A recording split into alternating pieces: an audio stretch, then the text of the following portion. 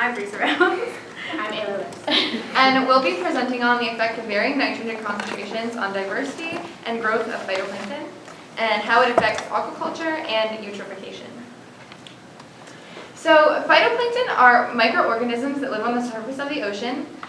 They're a very diverse group of organisms, and this phylogenetic tree shows the interrelatedness of eukaryotic organisms, and all of this right here is phytoplankton, and here is the whole animal kingdom, and that puts that in perspective. Also, they have the ability to perform photosynthesis, and that requires sunlight, CO2, and nutrients, and the key nutrients they require are nitrate, phosphate, silicate, and trace metals, and this relates to nutrient pollution. And nutrient pollution itself is excessive amounts of nutrients flowing into seawater and causing algal blooms, mainly nitrogen and phosphate. And this has harmful effects on ecosystems because it blocks light needed for plants. It creates low levels of dissolved oxygen and creates dead zones. And dead zones form by fresh river water running into the ocean from streams from inland, which have runoff from large agricultural farms and other human activity. And they have varying nutrient levels, so those then create algal blooms right here. And the dead algae flowing down to the bottom is decomposed, and the bacteria that decomposes it requires oxygen to do its thing, and then creates oxygen-deprived saltwater, which then creates dead zones.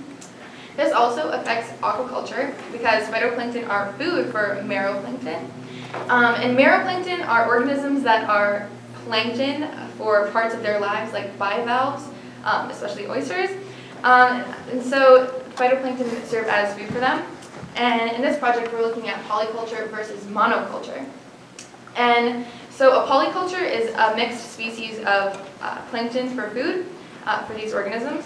And it is proved that they are more beneficial because a more diverse culture and diet for these organisms gives them more nutrients. And also, when they are grown enough to be transferred to open seawater, it's like more of the same diet. So our research question in this project is, what ratio of nitrogen to nutrients, phosphate, trace metals, and vitamins allows for the most diverse and abundant phytoplankton community? And our hypothesis is that phytoplankton would grow more diverse and abundant when given a nutrient mixture with a high ratio of nitrogen to other necessary nutrients. The purpose of this experiment in respect to aquaculture was to try and create a polyculture from concentrated seawater. So to do this, we had to identify what the best combination of nutrients would be, and the next step in the experiment would be to feed these to oysters. On top of that, it is a lot more affordable to collect whole seawater and add nutrients to it than it is to buy monocultures from other farmers. The purpose of this experiment in context to nutrient pollution is to find what effects different levels of nitrogen have on concentrated phytoplankton communities, and also to find what plankton become dominant within those communities. So we headed out to Cassine on Penobscot Bay and Freeport Town Dock in Freeport to collect our phytoplankton samples. We collected our samples from cold temperatures such as 39.2 degrees Fahrenheit and kept them at 60 degrees Fahrenheit when we brought them into the lab, because that is the temperature in which the cultures are grown in for the oysters. In our experiment, we also had a monoculture of Tetrasalmus, which is a type of phytoplankton that is green, motile, and is valued for their high level in lipids. And the monoculture was provided by Tim Johnson, who is a local oyster farmer. As you can see, Freeport and Cassine are relatively distant from each other. Because of this, we hypothesized that we would find a variety of species when analyzing phytoplankton. In our experiment, we had two essential tools that helped us analyze the phytoplankton. As Savannah explained earlier, phytoplankton are microorganisms that you cannot see with the naked eye. Therefore, we used a microscope to further analyze the phytoplankton. We also used a counting slide. The counting slide had a 200 squared grid on it, and this helped us record abundance and identify the phytoplankton species.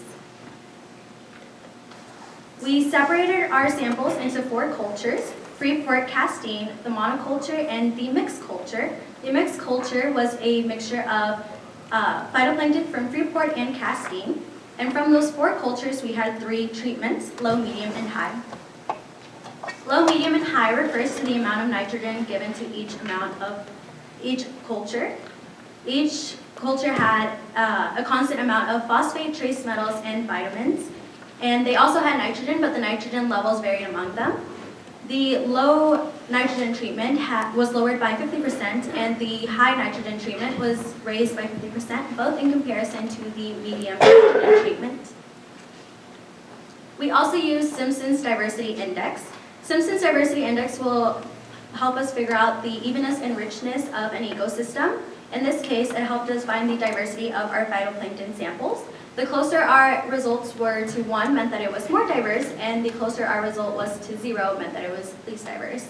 In the following graph, if there is no bar, that means that there was no diversity. Here you can see a graph that displays the diversity of the whole seawater samples. These are all of the samples that we collected besides the monoculture. As Brissa just stated, we calculate diversity using the Simpson's Diversity Index. And these are the data from day 1 and day 7. As you can see, for the Freeport samples, the cultures with the high and medium concentrations of nitrogen both increased in diversity. Interestingly, you can see for the mixed sample that all of the cultures in fact decreased in diversity and had no diversity. However, for the Castine samples, all of the cultures increased in diversity, and that the culture with the high concentration of nitrogen was the most diverse.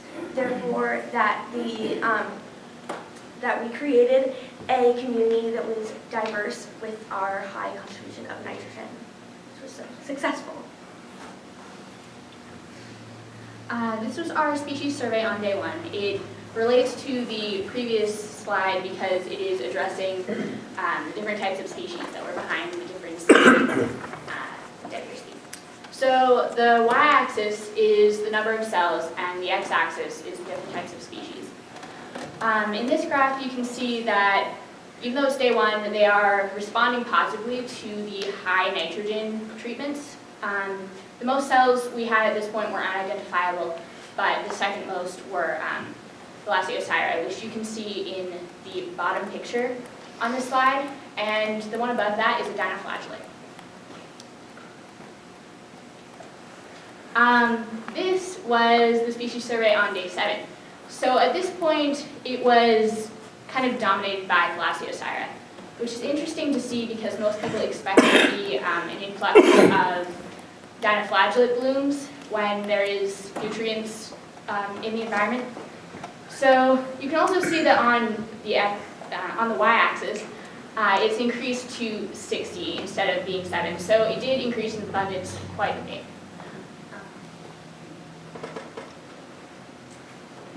Here's a graph that's displaying the growth over time for the mixed sample from days 1 through 7 of our experiment for all of the cultures. You can see that even though there are spikes in the abundance, that the abundance of the cells is fairly similar throughout the 7 days. But on day 7, you can see that the culture with the high concentration of nitrogen was the most abundant. This means that we were successful in creating an abundant community with the high nitrogen addition. This is our Freeport cell growth over time. The y-axis is number of cells, the x-axis is days. This shows that the Freeport high nutrients grew the most and was most abundant by the end of the survey. The medium had the second most abundance, and the low had the least abundance. There wasn't a very dramatic increase in abundance, but it was still there. Here's a graph with the same setup as the previous graphs, except it's looking at the cell growth over time for the monoculture. Again, you can see that the cell growth is fairly similar, but you can see that for the culture with the high concentration of nitrogen, that it's consistently lower in abundance than the other cultures. And in the end, that is still the same. that the culture with the high concentration of nitrogen is the least abundant out of the cultures, and in fact that the culture with the low concentration of nitrogen is the most abundant. This is fairly interesting because this is not what we expected to happen, in that the community with the addition of low nitrogen levels did better than the community with the high addition of nitrogen levels. The Castine cell growth over time was very interesting because the medium amount of nitrogen actually showed the most abundance. This one also had a more dramatic increase in abundance over the 7 days. If we were to repeat this experiment, we would probably stretch it out over several weeks to identify a pattern.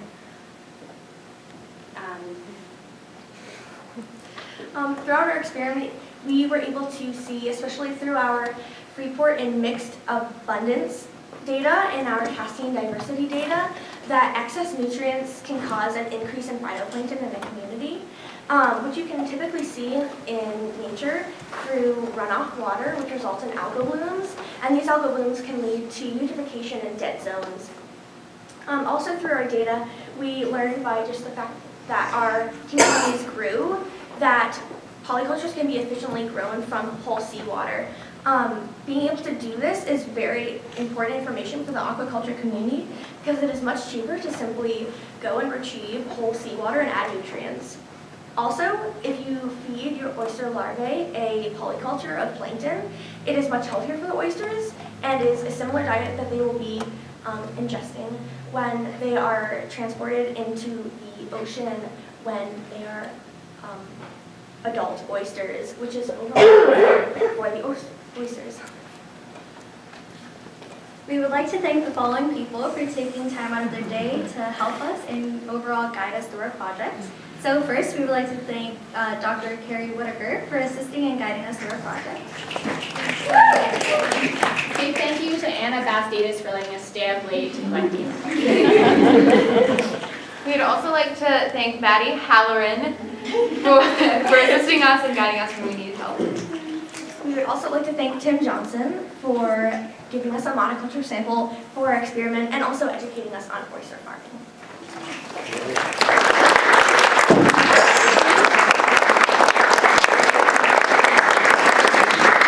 Any questions for this group?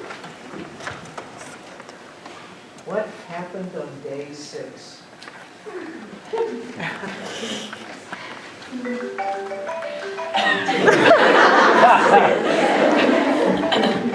Does he have an answer? Looking at your graphs, it looked as if the Castine collection tanked on day 6, but the other two collections zoomed up on day 6. What happened to the environment? Are you talking about our line graphs over Yeah. time?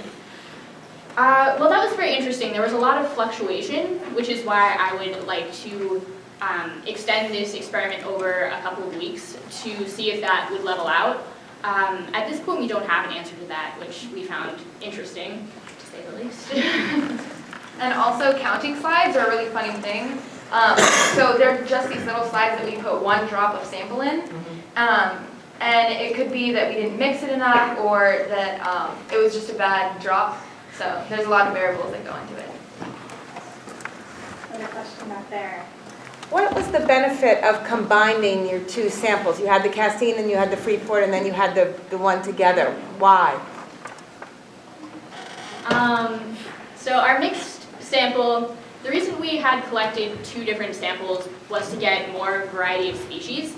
So in our mixed samples, we hoped that it would be the most diverse that we could create and see if that was beneficial for other aquaculture farmers who were hoping to make polycultures to feed their oysters. Any other questions? I saw another hand. Okay, well, we can do this group another round.